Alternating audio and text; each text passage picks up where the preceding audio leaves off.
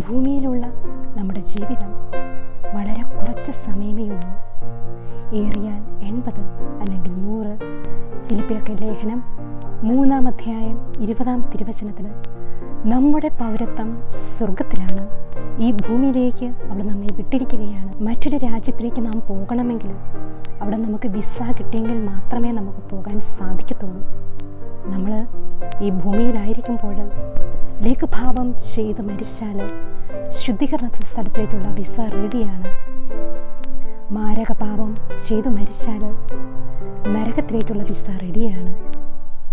വിശുദ്ധരായി കർത്താവിൻ്റെ വചനം പാലിച്ച് ജീവിച്ചാൽ സ്വർഗത്തിലേക്കുള്ള വിസ റെഡിയാണ്.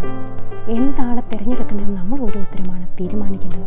ഈ ഭൂമിയിലെ നമ്മുടെ ജന്മം ഈശോയുടെ കൂടെ ആയിരിക്കുവാൻ, അവിടുത്തെ മഹത്വപ്പെടുത്തുവാൻ ഓരോരുത്തർക്കും ഇടയാകട്ടെ എന്ന് പ്രാർത്ഥിച്ചുകൊണ്ട്